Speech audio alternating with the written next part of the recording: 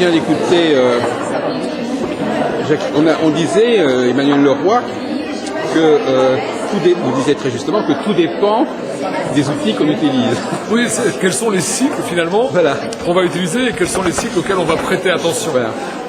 Et donc c'est vrai que, a priori, vous Jacques, vous ne prenez pas les cycles des planètes lentes, vous vous concentrez sur le cycle donc de Saturne. J'ai des choses qui ont une moins grande amplitude, voilà. qui durent moins longtemps, qui sont moins rares et qui s'inscrivent dans une plus grande banalité des choses. Voilà. Bon, à partir du moment où on met le doigt dans l'engrenage des planètes lentes, on a une sorte de magnification des processus, d'amplification, qui, justement, comme je le disais à l'instant, ça va être un test. Hein. Oui, c'est que les grandes périodes du cycle sont a priori plus fortes. Et c'est vrai que, peut-être pas comme disait Jacqueline dans un an, même si je pense qu'il y a des choses qui vont énormément se décanter. Il y a déjà des choses qui se sont décantées depuis Pluton étant en Capricorne. Bon, il y a des choses qui se sont effondrées dans le fonctionnement de la structure sociale, oui. Tout à fait étonnantes. Mais elle donne le délai, ce qui me paraît exact aussi, de 2020. Et on verra si en 2020, avec le recul, donc dans 10 ans, si nous sommes encore là... Vous laissez un sursis assez important. Oui, mais on verra comment les choses se sont transformées. C'est-à-dire dans quel type de société, en 2020, on vit, et qu'est-ce qui existait en l'an 2000 et qui n'existera plus en 2020. Oui. Moi, je crois que dans la manière dont on conçoit la politique, dans la manière dont on conçoit l'ordre social, l'ordre économique, on voit bien qu'il y a des choses aujourd'hui que les gens ne sont plus prêts à accepter. C'est extraordinaire. On est aujourd'hui donc au mois de mars. Il vient d'y avoir cette semaine un procès. On a fait un procès à un patron en disant qu'il avait gagné trop d'argent. Oui.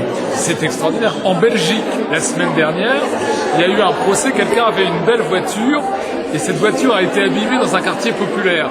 Et le juge a dit que le fait de venir avec cette belle voiture dans un quartier populaire était une provocation. Je porte pas de jugement sur le juge ou sur ce qu'il a dit, mais ça veut dire qu'il y a des choses, il y a des choses qui sont en train de se renverser. Regardez par exemple le cas d'Obama.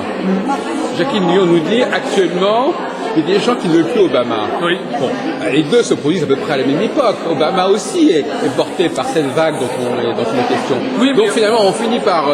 alors c'est assez paradoxal parce qu'à la fois, on est dans une périodicité relativement longue et en même temps, on s'intéresse à des événements de l'actualité immédiate qui ne sont pas forcément pertinents. Parce que ça, c'est toute la difficulté pour nous. Est-ce qu'on interprète réellement le réel? Ça, c'est la difficulté. Voilà. Maintenant, quand on voit quand même aux États-Unis, donc Saturne-Uranus, cette espèce de conflit entre les conservateurs et ceux qui veulent faire avancer, c'est quand même intéressant. Mais ça ne correspond pas à ce qu'on disait tout à l'heure sur la question de l'effondrement des... Parce que Obama, il a été porté aussi par cette... Il est apparu au moment de l'effondrement, justement. Il a été élu, d'ailleurs... Il a été dans ce... Donc il y a plusieurs paramètres qui n'ont rien à voir. On a l'impression qu'on est en train de nous créer... non, parce que est-ce que nous vivons dans un monde où Obama est emblématique, ou est-ce qu'au contraire, c'est un monde qui va rejeter Obama? C'est tout le dilemme entre Saturne et Uranus. Si Obama est emblématique, c'est Uranus. Si ceux qui rejettent Obama, c'est Saturne. Voilà. Et qui va gagner, j'en sais rien. Oui. Mais on a exactement cette tension-là. Oui. Pour 25% des Américains, Obama est l'antichrist. C'est quand même assez exceptionnel. Oui. Enfin, moi, j'ai une analyse. Alors justement, c'est intéressant parce qu'on a parlé. C'est vrai qu'on a une configuration qui ressemble beaucoup. Quand on regarde le cas de Saturne et les passages de Saturne dans l'entrée de Saturne dans les cycles cardinaux, qui se produit quand même assez régulièrement, qui se produit tous les 7 ans. Bien sûr, bien sûr. On a quelque chose qui ressemble à ce qui s'est passé pendant les deux guerres mondiales. Bon, enfin, vous regarderez. Mais finalement, il s'agit avant tout d'une période de confrontation d'États. Donc il y a des moments, moi je suis, vous savez, je ne sais pas si je connais martien, mais je considère que les confrontations font partie de la vie.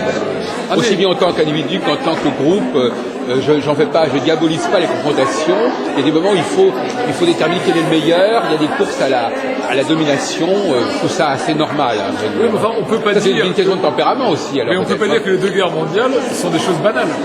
C'est-à-dire que c'est peut-être banal dans le sens que l'humanité a toujours connu des guerres, mais au XXe siècle, les deux guerres, c'est quand même des choses extrêmement fortes. Oui. J'espère que nous n'irons pas vers une troisième guerre mondiale, mais s'il y avait un conflit de cet ordre-là au XXIe siècle, ce serait quand même quelque chose de très très important. Oui, mais pour moi, malheureusement, je considère qu'il y a des facteurs qui échappent à l'astrologie. Donc finalement, les configurations peuvent donner une guerre mondiale, comme elles peuvent donner quelque chose de beaucoup plus raisonnable. Je suis entièrement d'accord avec vous. Alors, un autre sujet sur lequel j'aimerais revenir, c'est la question, vous savez, on a vu tout à l'heure des âges de la vie. Oui. Moi, ce qui me gêne dans cette théorie, qui effectivement veut que tout le monde, quand il arrive à 7 ans, il réussit ça, c'est que ça se passe pas au même moment. Ça se passe au même moment dans la vie de la personne, au même âge, mais pas simultanément, parce qu'on n'a pas tous en même temps 30 ans, on n'a pas tous en même temps 50 ans. Bien sûr. Or, moi je pense que l'astrologie cette astrologie des retours de Saturne sur la position natale, moi ça me rend un peu sceptique. Moi je préfère une astrologie, je préfère parler d'un retour de Saturne à un moment de son cycle, mais pas le cycle de l'individu, parce que ce qui me gêne un peu dans cette présentation, quand même, qui est une présentation au public, de laisser croire que l'astrologie fonctionne uniquement par rapport au thème natal. C'est-à-dire qu'elle le fait. Je pense pas que. Non, mais enfin, Jacqueline ait voulu dire ça. Non, je crois que. Non, mais après on passe à autre chose. Mais oui. C'est vrai que d'un côté on nous parle de configuration mondiale, de l'autre côté on nous parle de quelque chose qui est lié. Mais entre les deux, il y a autre chose. Oui, enfin, je pense pas que Jacqueline exclut ça. C'est-à-dire qu'on est dans une présentation grand public. Et par exemple, l'année dernière, vous étiez venu à Roubaix. Oui. J'avais pris le thème de Jean-Paul II, j'avais étudié Uranus. Je sais bien qu'il y a des tas d'autres facteurs, mais je vais juste travailler sur Uranus pour expliquer un petit peu. Oui, entre les deux extrêmes. Oui. L'astrologie du thème natal, l'astrologie mondiale, oui. Je crois qu'il y a la place pour une autre astrologie. Absolument. Qui est une astrologie qui va nous parler d'abord de grands cycles, en fait de cycles, qui se vivent dans la simultanéité. Oui. Parce que nous sommes bien placés pour savoir qu'il y a des choses qui nous interpellent collectivement. Bien sûr. Qui ne sont et ça me paraît un peu le grand absent de ce qui s'est passé jusqu'à présent. Je veux dire par exemple qu'il y a un cycle Saturne-Jupiter ou Saturne-Neptune que nous vivons, alors à quel que soit l'âge que nous avons, mais c'est l'âge de l'humanité ou c'est l'âge de la société et pas l'âge de monsieur un tel ou monsieur un tel. Bien sûr, mais ça je crois que Jacqueline en serait d'accord.